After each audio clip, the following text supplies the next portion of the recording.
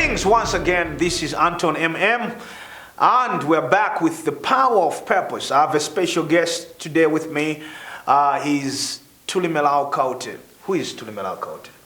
Yo, it's a long and interesting question. Okay. But let me not get philosophical. Yeah. Make it very simple. Okay. I am a social media practitioner by profession. Okay. I don't like the term motivational speaker. Oh, okay. I don't motivate people. Okay. So which one do you prefer? I prefer. I'm a truth teller. Truth teller. An intellect and a traveler and there's so many words, man. Media practitioner. Media practitioner. Yes. So many things I can define myself by. Yeah. But in simplicity, beyond these accolades that you have, who is Tuli as a human being? Tuli is a fun-loving, interesting guy who just wants to help the world realize their potential, basically. Yeah. In the simplest words I can put. Help the world realize their potential. Yeah. In the simplest way. Yes. Okay. We are here basically because of a few months ago you posted on the social media about your former lifestyle, you being a player, and okay, wait. Hold on. Okay. Just so we're clear. Yes. I was never a player. Oh, okay. How? Okay. Let's distinguish. A player is a guy who has multiple girls. Okay. Right. While I was a guy who cheated. A cheater. Yes. Okay. Not a player, but a cheater. Okay. Good. Player. Many girls. Okay. Cheater. Dating one girl. And then you cheat. Then you cheat. Okay. Distinction. Okay. Yeah. Okay. Go on with your question. Wonderful. So thank you for the correction. Yep. So you posted on social media about this event that happened particularly where you cheated on your girlfriend, and there are several lessons you took from that incident. So would you want to elaborate a little bit more? Okay. So here's the thing, though. I think, like, first of all, you need to understand this. Somebody asked me this question as to why would I put something like that on social media? Oh, okay, great. Why would I tell that to the world? Yes. And I think the first thing you need to understand, the thing about openness and being transparent, and actually just saying whatever it is, and like opening yourself up to the world itself. Yes. Like the biggest thing it does for you is that it actually releases you. You are free. It kind of give you freedom. It's freedom. Yeah. You understand? I'm not saying now you should go out there and start telling all your secrets. Yes. I'm not. Okay, you're not saying that. I'm not saying that. But I'm saying that, like, for I think when you grow to a certain degree, you come to the point whereby you're okay with telling certain secrets. Like, there's nothing that holds you back. And I think particularly for me, that's why I told it. I used to go it on social media because one, I thought it would be a learning lesson for other people. But number two, it was also something that I needed to liberate myself of. Okay. Yeah, something I just need to release out there, I think. You never thought of it might damage you. You've been a leader there, a radio personality, a motivational speaker, which you don't like to say. But you've been in many platforms, and there are several young people that look up to you as a leader. And you coming up and say that you have cheated, were you not thinking of the consequences of how it might ruin your reputation or your image? If you think about it, yes. If you think about it in context, see, the truth is, and by the way, to my fellow Christians, my fellow brothers who are Christians, I don't like these people, these Christians who are too perfect. Oh, okay.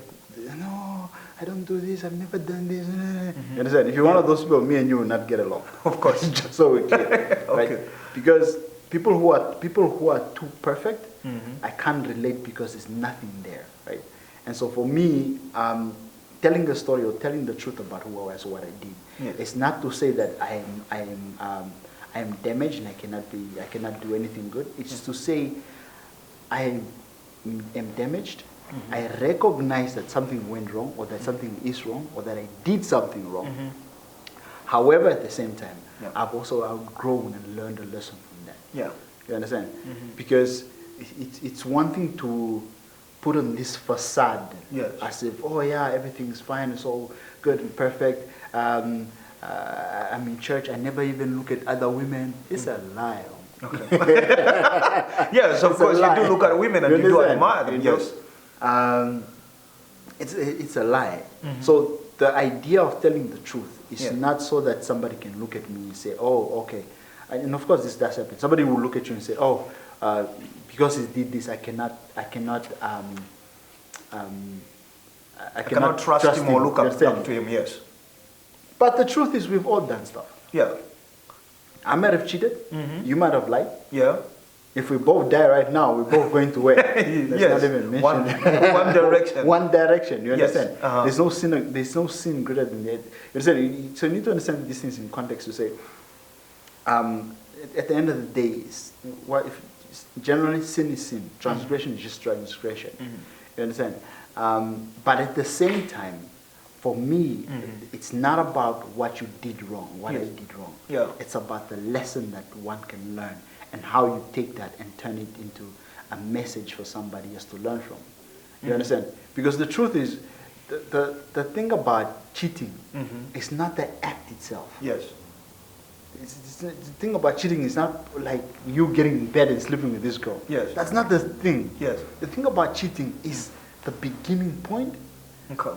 And how it grows. Okay. Before we get to the lesson of it, on your case, people say when you do the first time something happens, they say it's a mistake. The second time it happens, they say it's a coincidence. And then when it happens for the third time, people say it's a pattern. Yeah. How long did you wander around the mountain of this kind of life before coming to the realization? For how long? For a while. Let me explain. Okay. I've cheated, but that was like way back. Just so we have context. Okay. Way back. Way back. Way back. Some years yes, back. we acknowledge that. So, which then means that there's an interesting scripture that I like in the Bible. It says, when I was a boy, I thought as a child. Boy, yeah. When I became a man, I thought as a man. Listen, I put away childish things. You understand? So, I think first thing you need to understand there is that the things that like, and this is one of the reasons why I don't what's the word? I don't look down on people who are going through certain situations, because you might be at a stage where you need to learn certain hard lessons in order for you to get to a certain place where you are no longer that person. I'm not justifying to say that it's okay for you to cheat or do these things. Yes. I'm not saying that. Yes. But I'm saying that if you are in that phase, in the process, in that phase, yes, I will not condemn you or judge you. I would rather let God sort you out. Yeah. Because there might be a lesson in there, something that He wants to teach you, so that you can come out at the end of the day being somebody who's learned something as well. But at the same time, yes, you also need to understand is that, number one, a lot of times when we do a lot of things in society as human beings, a lot of things is we are damaged by the society and the upbringing that we find ourselves in. Okay. Right? But at some point, you also need to realize that, okay, well, I can't do these things anymore because I'm now grown, I'm now conscious, and if you continue doing that, you made a deliberate decision to say, I'm going to continue doing that. Right? Quite all right. Let's look at what you just said, the society. Yeah. How was your society where you grew up like? How was it like? Okay. So I grew up, let me take you back. My first sexual experience. Yes. I was, I don't know, but I think I was around 11. 11 years old. Or younger. Okay. Right?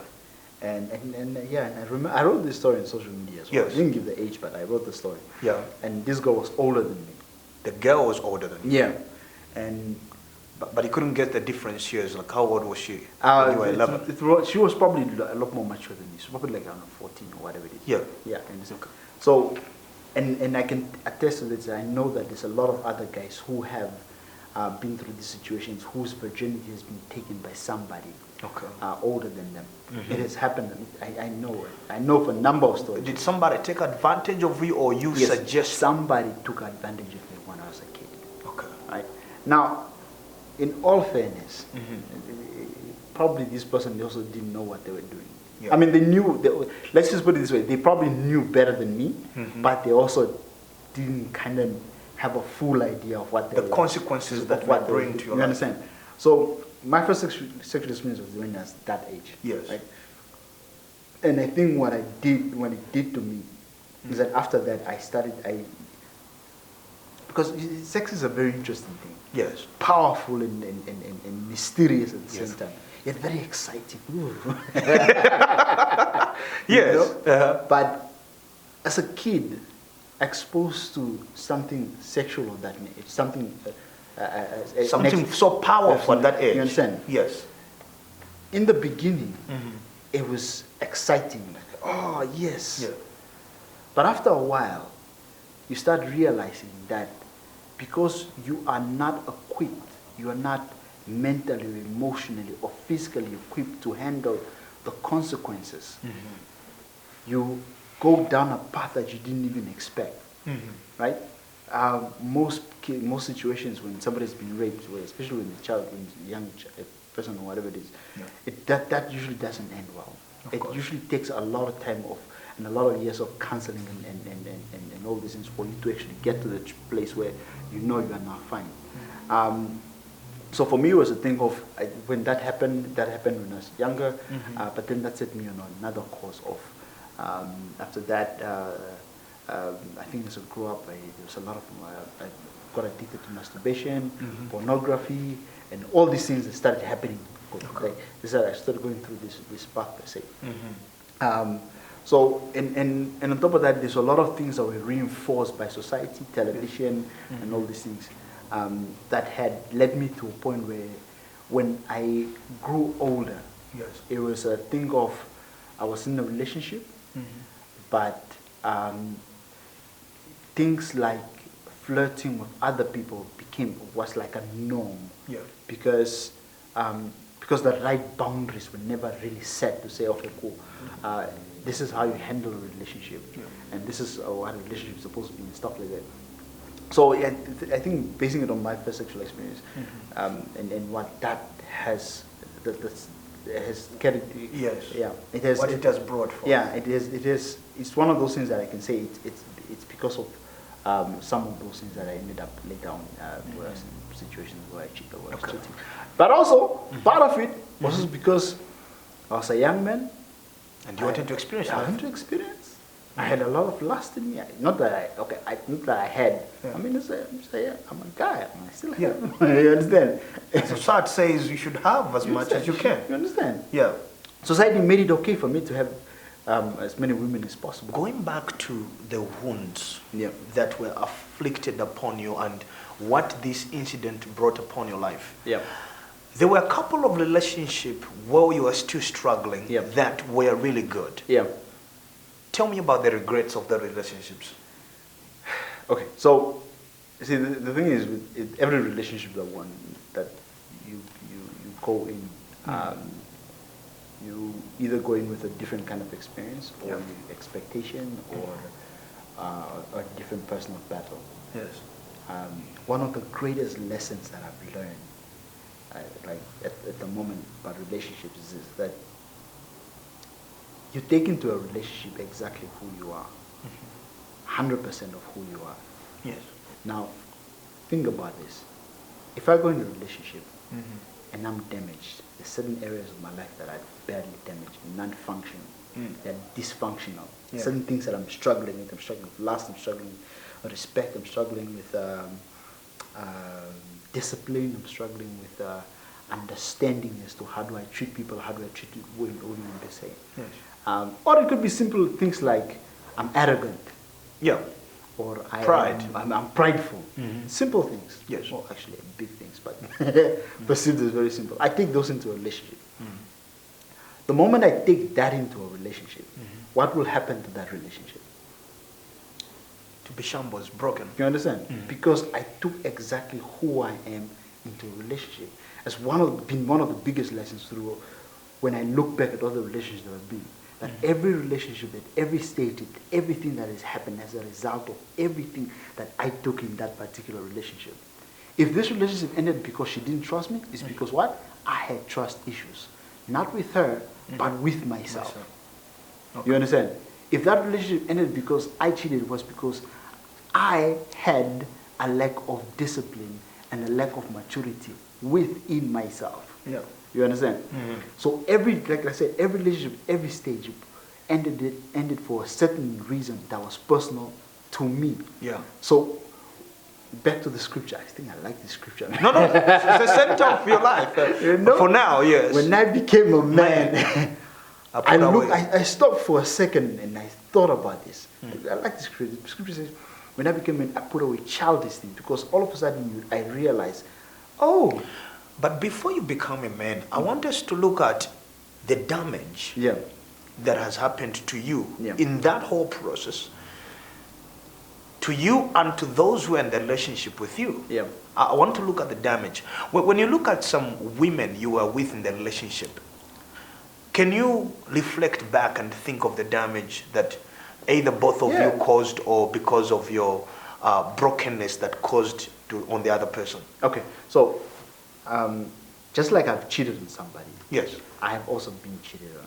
You have been cheated on? Yes, I have been cheated on. Okay. So the interesting thing is this name, that because you only start realizing the damage you cause upon others once it's been caused upon you. You know how people always say that, like a lot of times you don't know who you don't know how people don't know how they mistreat you until you start mistreating them. Yes. Like if your friends like to say, no, do this for me, do this for me. Then one day you say, yeah, also do this for me. Then all of a sudden they realize, yo, why are you mistreating me? You understand? So when that happened to me, it's in that moment that I started understanding. When now you were cheated on. Understand? I started understanding. So, yo, Mara, this thing is not good, eh? Because to be honest, it sucks. Yeah. For me, it sucked to put trust and faith and a sense of let's have a future together in somebody, and then that person taking and throwing it back into my face. And for a second there, when it happened to me, I was almost pissed. Why? Why me? You understand? Yeah. Then I realized, but hold on. You have done this to other people as well. Like, more than once. You understand? Just hold on for a second. You know? And as men, it's like, and this is so common within society, within us men. It's so interesting how we cause a lot of pain so many times. But the moment that one time that one thing happens to you, you want to burst. The whole world must die or something must happen. Violence, you want to kill. Yeah. But you've also done, and mind you me, I'm not just referring this to in terms of now cheating. Yes. There's a lot of other things that we do. We're disrespectful to other people. Yes. But the moment somebody disrespects us, we want to go off. We are, what's the word? We mistreat other people. But the moment we're mistreated, then we feel like, the world is unfair. Having known some of the issues that you have talked about, some women you were in a relationship with who maybe you cheated on, or the relationship went sour. Now they are married and they are living a very, it seems like they are very happily married, and they are living a very successful life. When you look at their lives and you look at, you are still single as we speak. Okay. Somewhere there. Yeah, in between. I'm not single. You're not single. Just clarify that. I'm not single. You're not single, okay. I'm just not taken yet. You're not taken yet. Awesome. Space. Yeah. Okay, so when you look at back, these are women whereby because you were broken and some of them, they did love you. And now they are married and they seem to live a very successful life. Has there brought any pain or any regret in your life? Yeah, of course it has. Okay. It'll be very weird and stupid of me to look at it and say, yeah, I mistreated that girl, now she ended up in a good relationship, but the only reason she ended up in a good relationship was because I did something stupid to her. Okay. You understand? That would be very illogical and stupid of me to think. You understand?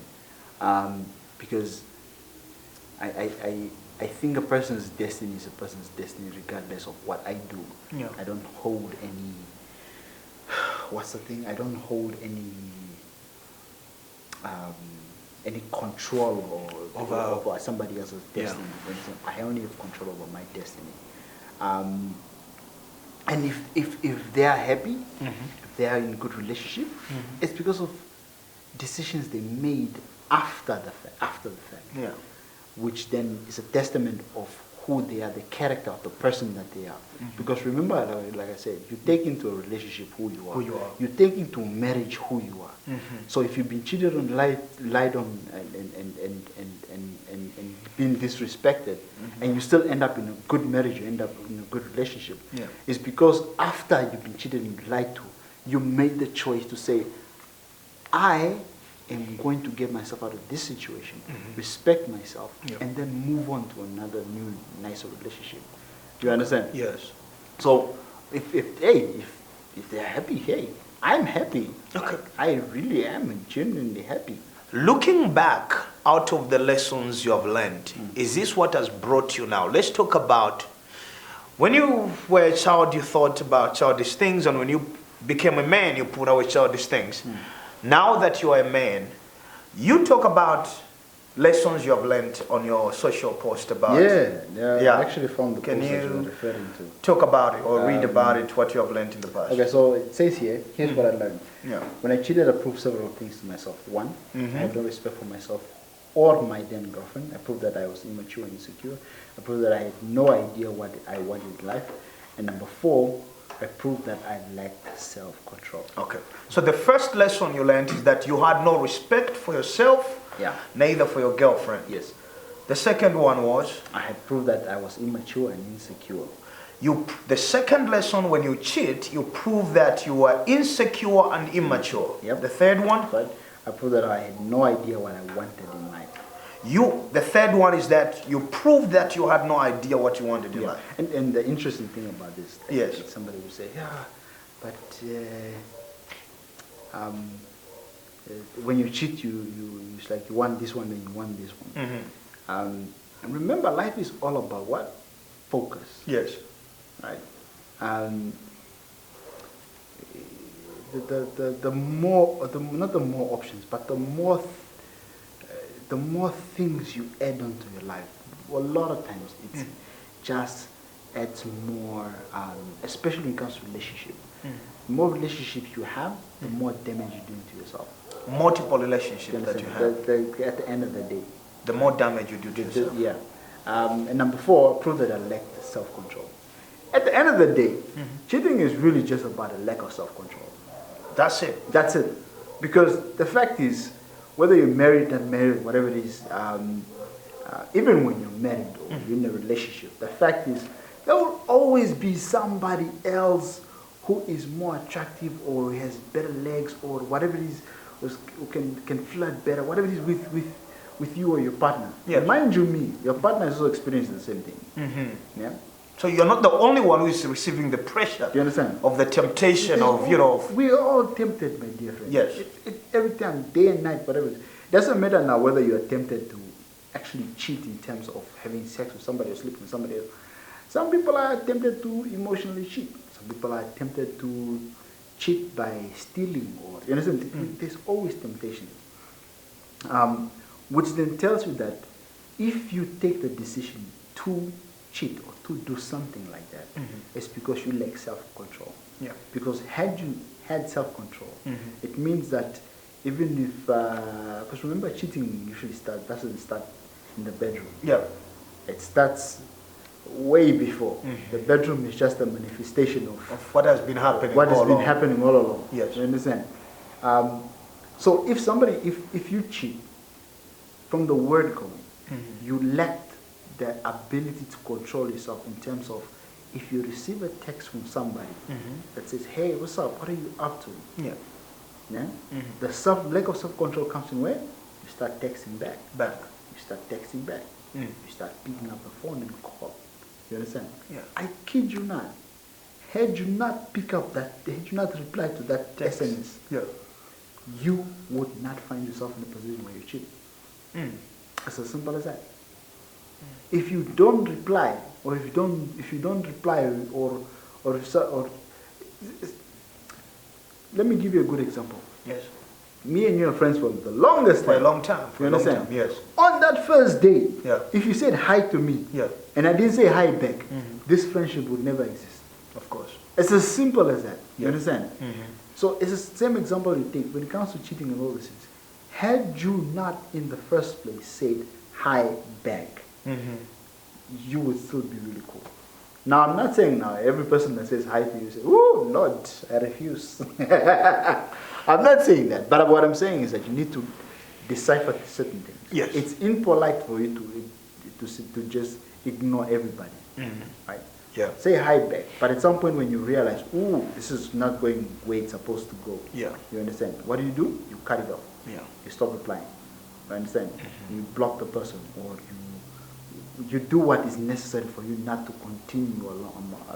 Don't entertain it. Don't entertain it. Yeah. The no should be no. The yes should be yes. Exactly. Okay. Yeah. What couple of, as you look into that camera, what couple of decision, maybe 2, 3, can you talk to men now? You are a life coach. You have gone through things, and so much have happened in your life, and you have learned your lesson, and you have come to be a man. Yeah. What can you talk to men out there who are still, some they are 40, some they are 50, and they still behave childish? They haven't come to a point where they make a decision, say, I need to be a man, not by age, but by decision, accountability and responsibility. I've learned to let go of all those societal expectations, norms, and standards that have been set by whoever, wherever. Like I've learned to let go. I don't care if society says it's okay for men to cheat. Yeah. I personally, I don't care. Yeah. That is not what I want for my life. You understand? That's one of the first things that as men we need to learn. When you let go of all of these things, that's one of the best things you start realizing. Oh, okay, I'm happier. I'm more calm. Yeah. I'm more focused. Okay. I really don't care whether other people approve. As long as I'm happy, I'm good. You understand? I don't care whether you're thinking, oh yeah, Tuli is not in a relationship, so now he's no longer hanging out with his friends, whatever. I don't care. I'm happy. Thank you so much, sir, for coming through. That was Tuli Kaute. Hope you have enjoyed the session with us. Above all, I'll tell you this, that the mask of perfection is your true hindrance to the true power that you can be. All that you need is take off the mask of trying to be perfect and face yourself, look yourself into the mirror, says, this is a broken me. I better get ahead of myself and find my strength. That is me. This is the power of purpose. All things, whatever you have gone through, the dark, the bad, the good, will work together to make you the best that you can be.